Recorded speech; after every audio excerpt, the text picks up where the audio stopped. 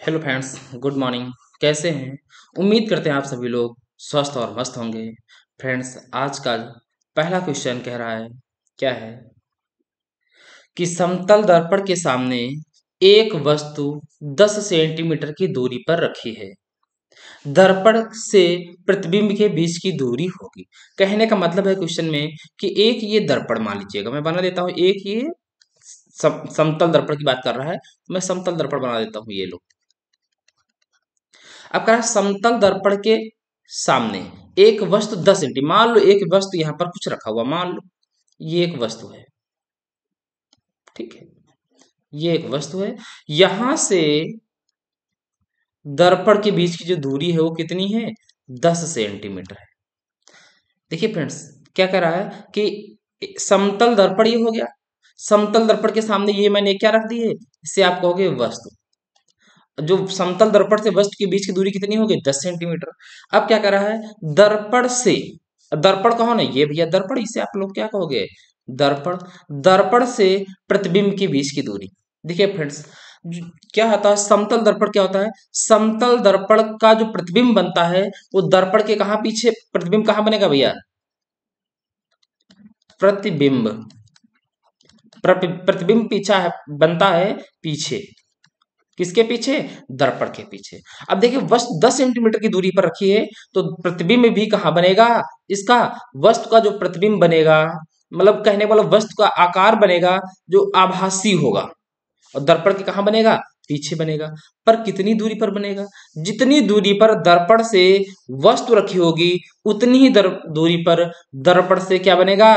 प्रतिबिंब बनेगा। तो ये 10 सेंटीमीटर थी, तो यहां से भी यहां तक के बीच की दूरी कितनी हो जाएगी? 10 सेंटीमीटर। अब आपसे क्या कह रहा है? कह रहा है दर्पण से प्रतिबिंब के बीच की दूरी। दर्पण ये है और प्रतिबिंब आपका ये है, इसके बीच की दूरी कितनी है? तो कहोगे 10 सेंटीमीटर। तो ऑप्शन नंबर कौन सा जाएगा? कहोगे ऑप्शन नंबर सी सही है फ्रेंड्स। ठीक है, समझ में आ गया होगा। Option number C, 10 centimetre. एक बात को और समझ लो, अगर इसी जगह पर दर्पण से ना कह देता, कह देता वस्तु से। अब अगर देख लीजिएगा, समझिए मेरी बात को, अगर कह देता, अगला क्वेश्चन है, कह देता वस्तु से प्रतिबिंब, प्रतिबिंब के बीच की दूरी बताओ, के बीच की दूरी। अब पूछ लेते तो क्या होता है इसका आंसर? तो देखिए वस्तु यहां है ए स्थान पर, और प्रतिबिंब कहां बन रहा है? सी स्थान पर, और दर्पण कहां है? बी पर। तो ए से सी के बीच की दूरी कह रहा है, तो कितना हो जाता? तो आप कहते 10 + 10 बराबर कितना हो जाता? 20। ठीक है फ्रेंड्स, तो कितना आ जाता? देखिए वहां पर नहीं दिख रहा होगा आपको, तो 10 + 10 बराबर 20 सेंटीमीटर हो जाता जब ये क्वेश्चन कहता। तो चलिएगा, आज का अगला क्वेश्चन है, कह रहा है समतल दर्पण की फोकस दूरी होती है। फ्रेंड्स देखिएगा, आज मैं आप सब लोगों के लिए एक बहुत महत्वपूर्ण सूचना लाया हूं। पर ये सारी जो बातें करेंगे अभी क्लास समाप्त हो जाने के बाद, पहले क्लास उसके बाद बातें करेंगे। ठीक है, एक आप अंत तक बने रहिएगा। आज मैं आपको एक बहुत महत्वपूर्ण सूचना देकर के जाऊंगा। कह रहा है समतल दर्पण की फोकस दूरी। अब फिर देखिएगा भैया, समतल दर्पण ये है, अब फोकस दूरी क्या बनेगी भाई? दर्पण के लिए देखिएगा, ये आ रहा है कौन? मुख्य अच्छा आ रहा है। ठीक है, ये दर्पण का पीछे है, ये दर्पण का फ्रंट है। तो अब क्या कर रहा है, इसकी जो फोकस दूरी बनेगी वो कहां पर बनेगी? जो फोकस दूरी होगी वो इधर कहीं होगी, इनफाइनाइट पर। कोई निश्चित नहीं है कि कहां होगी, कहां होगी? इनफाइनाइट। तो आप कह सकते हो, क्या कहोगे, कि जो समतल दर्पण होता है, समतल दर्पण की जो फोकस दूरी इसकी होती है, फोकस दूरी कहां पर होती है? तो कहोगे आप अनंत पर। ठीक है, इनफाइनाइट। तो ऑप्शन नंबर कौन सा सही होगा? ऑप्शन नंबर बी के साथ चला जाएगा, ये वाला भैया फ्रेंड्स। ठीक है, ऑप्शन नंबर बी। अगला क्वेश्चन, ये गुड, बहुत अच्छा क्वेश्चन है। कह रहा है श्वेत प्रकाश के 7 रंगों में से किस रंग की तरंग दैर्ध्य सबसे अधिक होती है? तो देखिए फ्रेंड्स, जो इसमें 7 रंग होते हैं, ठीक है, 7 रंगों में जो तरंग दैर्ध्य होती है सबसे अधिक, सबसे अधिक वो होती है भैया, कहोगे लाल रंग की। किसकी? लाल रंग की। ठीक है फ्रेंड्स, तो ऑप्शन नंबर कहां जाएगा? सी के साथ चला जाएगा, ऑप्शन नंबर सी। ठीक है फ्रेंड्स, अच्छा आपको बताना है कि श्वेत प्रकाश में जो 7 रंग हैं उनमें सबसे कम तरंग दैर्ध्य किस रंग की होती है? कमेंट करके बताइएगा यदि आपको पता है। यदि आपको नहीं पता है तो आप बताइए कि सर जी मुझे नहीं पता है, मैं आपको कमेंट करके इसका आंसर दे दूंगा। चलिएगा, अगला क्वेश्चन है, कह रहा है विद्युत आवेश का मात्रक होता है। अब विद्युत आवेश को जो अगर आपसे पूछ ले कि विद्युत आवेश, देखिए भैया, अगर विद्युत आवेश, अगर आपसे मैं पूछ लूं विद्युत आवेश का प्रतीक क्या होता है, बताओ फ्रेंड्स। इसको किससे प्रदर्शित करते हैं? तो इसे कहते हैं क्यू से। और क्यू का मात्रक क्या होता है भैया? आपसे पूछ रहा है मात्रक, तो क्यू का मात्रक क्या होता है? तो कहोगे इसका मात्रक होता है कूलाम। ठीक है फ्रेंड्स, तो ऑप्शन नंबर कहां जाएगा? ऑप्शन नंबर डी के साथ चला जाएगा, कूलाम। डी फॉर डमरू। चलिएगा, अगला क्वेश्चन कह रहा है, क्वेश्चन नंबर 5वां है कि चुंबकीय बल रेखाएं, ऑप्शन ए क्या कह रहा है? एक बिंदु पर मिलती हैं। ऑप्शन बी कह रहा है परस्पर काटती हैं।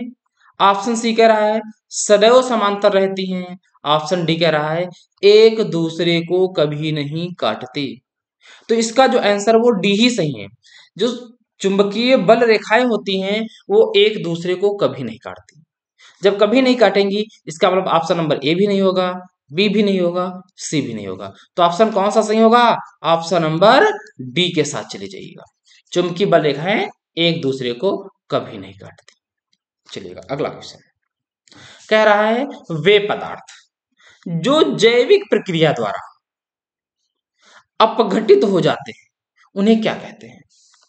क्या उन्हें जैव निम्नीकरण कहते हैं, जैव उच्चीकरण कहते हैं, अजैव निम्नीकरण कहते हैं? इनमें से कोई नहीं। देखो, इन्हें जैव निम्नीकरण या जैव उच्चीकरण, जैव को बढ़ावा देना ऐसा नहीं हो सकता है। कह रहा अजैव निम्नीकरण, जिनको मिट्टी में ना मिलाया जा सकता हो उनका निम्नीकरण, ये भी नहीं। इनमें से कोई ऑप्शन तो हो नहीं सकता है। तो ऑप्शन नंबर कौन? ए। तो कहा जाएगा कि वे पदार्थ जिनको जैविक प्रक्रिया द्वारा पुनः अपघटित हो जाते हैं। जैसे आप क्या कह सकते हो? जैसे फल है, फल है, या आप कह सकते हो सब्जी है, सब्जी के जो छिलके होते हैं इनको क्या करते हैं? इनको जैविक प्रक्रिया द्वारा जमीन में फिर से मिला करके, मतलब अपघटित करके मिलाया जा सकता है। अब जैसे पॉलीथीन है, क्या इसे जैव निम्नीकरण प्रक्रिया द्वारा अपघटित किया जा सकता है? ना। इसको क्या किया जा सकता है फिर? जैसे प्लास्टिक है तो इसे आप गला करके पुनः दूसरे रूप में ढाला जा सकता है। तो यहां बात कर रहा है जैविक प्रक्रम द्वारा अपघटित होने की, तो इसका ऑप्शन नंबर कहा जाएगा? ए के साथ। इसे कहते हैं जैव निम्नीकरण, ऑप्शन नंबर ए। ठीक है फ्रेंड्स, चलो अगला क्वेश्चन है, कह रहा है अनुवांशिकी के जनक कौन है? अनुवांशिकी के जनक कौन है? पहला कह रहा है लीनियस, मेंडल, अरस्तु, थियोफ्रेटस। देखिएगा अनुवांशिकी की, अच्छा अनुवांशिकी के जनक वही हैं जिन्होंने एक पौधे पर कई बार बार बार उस पर रिसर्च किया था। वो कौन है? अरे जिन्होंने मटर के पौधे पर रिसर्च किया था, तो भी आपके कोई नहीं है, वो है मेंडल। तो ऑप्शन नंबर ए भी नहीं होगा, ना ही सी होगा और ना ही डी होगा। तो ऑप्शन नंबर किसके साथ जाएगा? बी के साथ, मेंडल। चलो, आज अगर आपसे पूछा जाए कि जो मेंडल हैं वो किस पौधे पर अपना प्रयोग किया था, बताइएगा, चने पर या मटर पर? कमेंट करो, देखते किसका सबसे पहले कमेंट आएगा, कमेंट करके जाना है। अगला कह रहा है मेंडल ने अनुवांशिकता संबंधी सफल प्रयोग किस पौधे पर किया?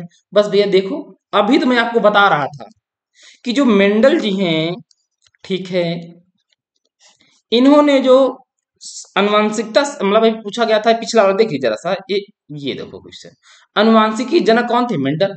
अब इसका मतलब अनुवांशिकी का संबंध मेंडल से हो गया, तो इन्होंने अपना जो प्रयोग किया था, प्रयोग किस पौधे पर किया था? अभी मैंने बताया था कि किस पर किया है, मटर पर। आपसे पूछा भी मैंने है, तो इसका ऑप्शन मिल गया, आंसर मिल चुका आपको। आंसर नंबर किसके साथ जाएगा? बी के साथ। चने पर नहीं किया है, ना ही गेहूं पर किया है, ना ही धान पर किया है। पर अच्छा मटर, अगर आपसे मैं पूछ लूं कि मेंडल जी मटर का पौधा ही क्यों चुना, बताइएगा। देखिए मेंडल ने मटर का पौधा इसलिए चुना क्योंकि इसकी जो अवधि होती है, समय होता है पेड़ बीज बोने से लेकर के फल बनने तक की, तो ये कम समय का होता है। इसे अगर चाहा जाए तो एक साल में लगभग 3 बार उगा करके समाप्त किया जा सकता है। पर गेहूं ऐसा नहीं है, गेहूं अधिक समय लगता है। मटर को मैक्सिमम 2 से ढाई 3 महीने लगता है, पर गेहूं को तैयार होने में 5 महीने लगता है। इसीलिए उन्होंने मटर का पौधों को चुना था। ठीक है फ्रेंड्स, चलो अगला क्वेश्चन। कारण निषेचन के बाद पुष्प का कौन सा भाग बदल जाता है? निषेचन के बाद पुष्प का कौन सा भाग बदल जाता है?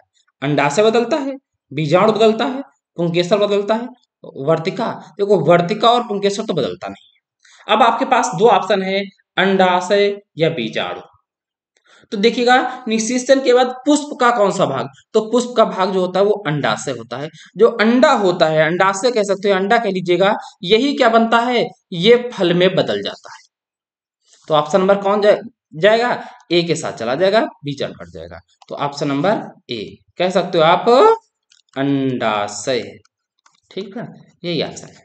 अगला क्वेश्चन कह रहा है निम्नलिखित में कौन सा पादप हार्मोन कोशिका विभाजन में सहायक है? आपको इस बात को ध्यान रखना है। पहली बात, वो पादप हार्मोन होना चाहिए और कोशिका विभाजन में सहायक हो। ऑक्सिन ना भैया, जिब्रेलिन ये भी नहीं, क्योंकि ये तना बढ़ाता है। अवशिष्टिक अम्ल ये फूल को झड़ाता है। तो कोशिका विभाजन में कौन सहायक है? तो ऑप्शन नंबर बी बचेगा। ये आप कह दोगे कौन है इसके लिए जो कोशिका विभाजन में सहायक है? तो साइटोकाइनिन, साइटोकाइनिन। ठीक है फ्रेंड्स, ये इसका आंसर है। आंसर नंबर बी के साथ चला जाएगा। बताओ फ्रेंड्स, आज की क्लास आपको कैसी लगी? यदि क्लास आपको अच्छी लगी है तो एक मीठा सा कमेंट कर दीजिएगा, अपने सभी मित्रों के पास शेयर कर दीजिएगा, जिससे आपका कोई भी मित्र हो वो वंचित नहीं हो आपके साथ में, उसको भी थोड़ा सा लाभ मिल जाएगा। वो भी अच्छा, उसको भी कहीं अगर 2-4 नंबर कहीं एक्स्ट्रा मिल गए आपकी सहायता से, सोचिए कितना बड़ा पुण्य का कार्य है। इससे आप क्या, आपने कुछ नहीं किया, आपने सिर्फ उसके पास वीडियो को शेयर कर दिया, उसने पढ़ लिया, मान लीजिए दो कुछ कोई क्वेश्चन एक दो इसी में से आ गए, तो उसका कितना लाभ होगा। ऐसे करिएगा। ठीक है फ्रेंड्स, तो मैं जो चर्चा करने वाला था ये, कि मैं जल्द ही प्रत्येक सब्जेक्ट का एक ऐसा वीडियो लाने वाला हूं, मैं जिसमें आपको बताने वाला हूं कि जैसे मैथ का कोई एक मैं वीडियो लाऊंगा, उसमें मैं आपको बताऊंगा कि मैथ में जो 6 या 7 इकाइयां हैं, उनमें कौन सी इकाई जो है सबसे बहुत महत्वपूर्ण आपके लिए है, और किन किन आपको चैप्टरों पर आपको अधिक मेहनत करनी है। इन सारी बातों पर मैं चर्चा करने वाला हूँ। और मेरा पहला वीडियो मैथ का आएगा, फिर साइंस का आएगा, फिर उसका होम साइंस का आएगा, सोशल साइंस का आएगा, फिर हिंदी का आएगा, इंग्लिश का आएगा, ढेर सारे ऐसे वीडियो आपको मिलेंगे। ठीक है फ्रेंड्स, चलिए तब तक के लिए जय हिंद, जय भारत। फिर मिलते हैं अगली क्लास में।